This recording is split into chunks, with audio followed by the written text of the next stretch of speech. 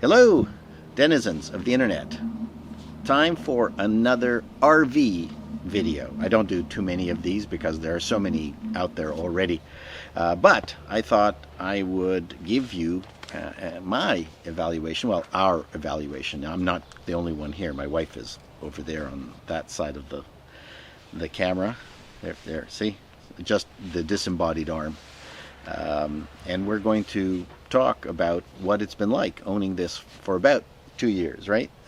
So what happened was we bought the RV, COVID hit, and then we haven't used it at all. So that's the end of our evaluation. Thank you very much for watching. No, that's not true. So before COVID hit, we got to take this out a few times. Then a couple times after they opened up the campsites. And now we're back in the groove now. So this is about the fifth or sixth time we've had it out, and I think our overall thoughts on this particular rig, the Pleasureway Lexor TS, is that it's been great and it's quite luxury camping. I'm used to camping, but once you get older, every time you get up off the ground, off your thermarest, it's just really hard on your back and you're creaking, and so this is a very nice halfway, well, actually more than halfway between a hotel and Ramona never liked camping. She liked going to a hotel. So Camp Hilton, as she calls it, and this is a perfect in between. To be quite frank, we were discussing it actually last night, just how unbelievably accommodating this box on wheels is, and especially as we were watching TV. Yeah, so we're sitting in the bed that you're able to recline at any angle, and just enjoying $100,000 Pyramid. 2 episodes in a row, so it was a real treat last night. So not that you can get television everywhere that you go, but obviously you can take DVDs, stream Netflix off your computer. Most of the campsites have horrible Wi-Fi. That's the one thing that you learn. But you know, if you've got unlimited streaming for your phone service, then it tends to work okay. Let's see now some of the highlights of this van. First of all, the drivability is great. We're really enjoying that. From an interior perspective, yeah, the TV is great. The Bose soundbar is fantastic. The small things are what really impresses us. For instance, having the kitchen style gooseneck faucet. It's clear that Pleasureway have taken this design and just made tons and tons of tiny refinements over time, and they really know what they're doing now. The amount of cupboard space is great. They did deepen the sink in this particular model and then took away the cutlery drawer. That's a bit of a drag, but again, versus camping with a backpack, you find a way to deal with that level of hardship. One of the really highlighted features of this RV is this really large fridge. It holds a ton of stuff. What's kind of crappy about it is that these things are really quite flimsy, and I've already had to fix one because the plastic broke and I had to glue it and put the spring back in. Domenic makes some good stuff, but pieces of their stuff often can be really super flimsy, which is a drag. And the other thing that's really bad about this fridge is that this lock is not strong enough to hold the door closed if you have anything like pop or anything heavy in this door. It will fly open while you're driving, and that is really scary, which is why we added this piece of Velcro. One of the first things that you need to do is add that piece of Velcro to the fridge door so it does not fly open while you're driving. Both of us prefer having the gas stove as opposed to induction. I know induction is becoming, the big the big thing. But I'm used to having a MSR gas white fuel stove on our camping, so it's kind of fun having a gas stove in here. It feels more like camping. What else? The washroom. A washroom's an odd duck. I still can't figure out how to use the shower hose, because every time I use it and then hang it up, water just streams out of it. And I made the big mistake of one time of keeping the toilet paper on the sink counter. So even though it was covered with the curtain, when I put the shower nozzle up, it water just shot out of it, covered the top of the counter sink and the washroom, and the toilet paper all got wet. And this is the special kind of RV toilet paper that disintegrates very, very quickly. So if you're wiping your ass, you got to do it fast, because it just falls apart. And the reason for it falling apart is that regular toilet paper doesn't work in the your black water container, because it doesn't disintegrate and can cover up all the little sensors that tell you how much poop you have, poop and peep you have in there. What else? So the washroom is a bit weird. We keep hitting our heads on the medicine cabinet. We're thinking of just putting a flat mirror there and then putting a little cabinet to the left of it. We also think that the faucet in the sink is so low that it's just a little bit unusable. We'd like to have a little bit more of a gooseneck experience faucet in the washroom. From the rest of the washroom, it's a bizarre washroom in the sense that if you want to take a shower, you have to cover up the window with a velcroed vinyl piece, and then the shower curtain only goes around so far up to the window and the velcroed cover piece. Their Pleasureway's pitch is that rather than having just some molded plastic shower experience, this is more of an apartment experience, because you can actually see the fake wood grain in it.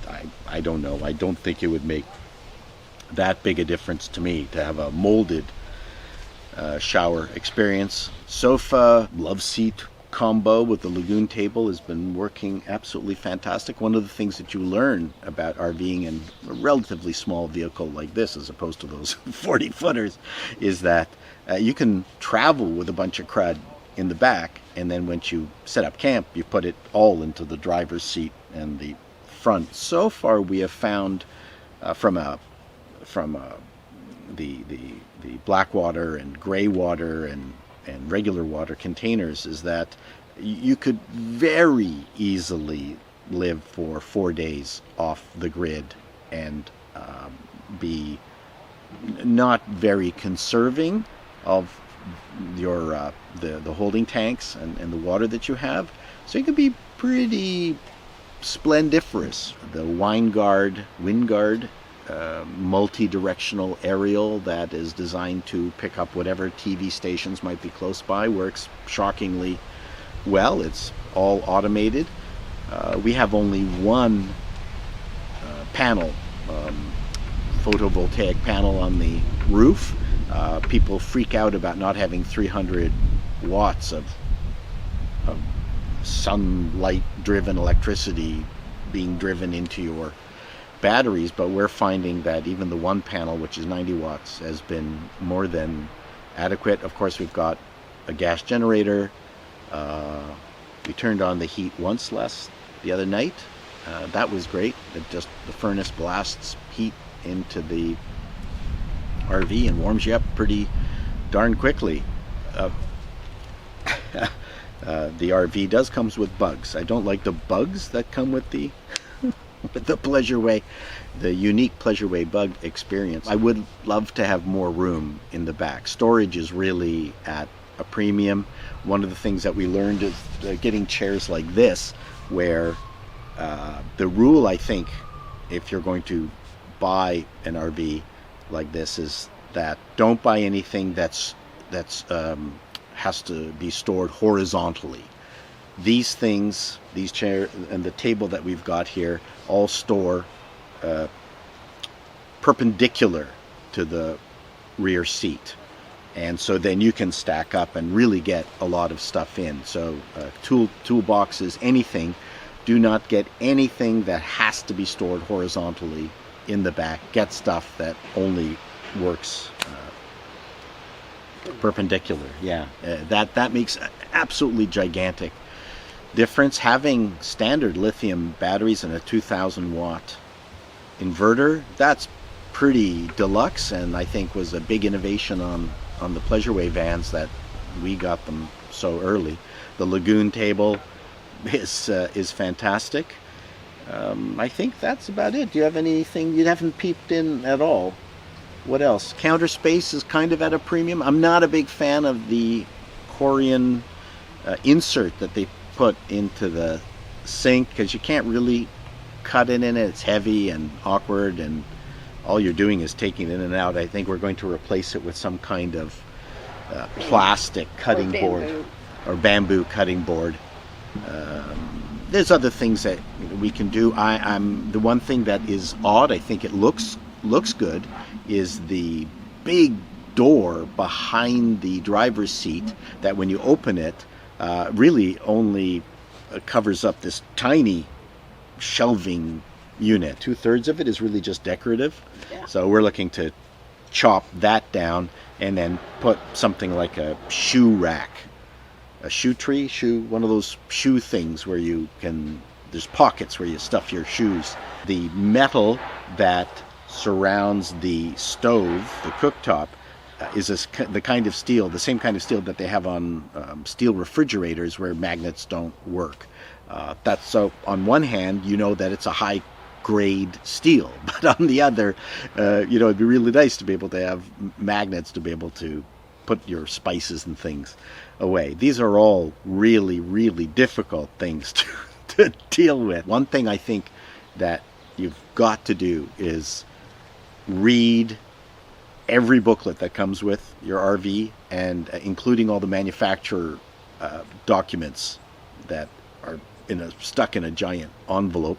One thing that someone did was download PDFs of all the documents and stored it on their iPad, so they didn't have to have this giant wad of paper which we're carrying with us still. And then the other thing that you need to do is just before you take your RV out for the next season is to read all the documents again, because maybe it's my age or my understanding, and I'm a fairly technical person, is I just keep learning. I go, didn't I read this already? Oh, don't do that. I'm one of the people that did not turn off the LPG switch, the gas switch, when once refilling the LPG tank, and the regulator went south. Now, it could have been that the regulator was bad, but one of the things it says in the documentation is whenever you fill up your LPG tank, turn the regulator off. The one time I didn't, the switch off, the LPG switch off, because you can blow up the regulator, and I did. So whether it was me or whether it was just time for it to go, I don't know. But yeah, there's lots of things to learn, but overall, it's been actually it's been a better experience than I anticipated. One of the things with any kind of large purchase like this is buyer's remorse. And then you go, oh my God, we got the wrong one. It doesn't do this. Oh, it doesn't have that. I don't think we're feeling that, are we? For this? No. That's it. That's our report. We're about ready to drive off, and I just remembered something else that I wanted to mention in this review of this rig, is that there's not a lot of this style of van RVs around. Here in Canada, at least. I'm sure there's more in the States. We haven't gone to the States yet. But what's interesting is that most people up here have these fifth wheels, because a lot of Canadians have trucks, and it's less expensive actually to get there's many more options to get a less expensive fifth wheel. And when we go to a trailer park, we're about the only people in the trailer park with a rig like this. It's not a unique experience, but it's unique as a concept in these parks. And people will walk by, tick, tick, tick, tick, and then look down our little lane here as we're cozied up with between all the trees here, and they'll stop and go, "Hey, that's a nice rig you got there." Most of the people there are lamenting the size of their RVs, and not that they're not big enough. They're complaining that the RVs are way too big, that they have overdone it, and they're now carrying their entire house with them. It's one of those things where they like the idea of it, but maybe they're not quite brave enough to cross that chasm into actually, pulling the trigger and getting, a rig like this and limiting themselves to, the style of RVing that this presents. In the real world, people are excited about Maseratis and supercars and fancy Lexuses and things like that. But in the world of RVs, you want something hot? Get a Pleasureway Lexor. That's what I'm suggesting. Till next time, denizens. So long. Say bye, Ramona. Bye.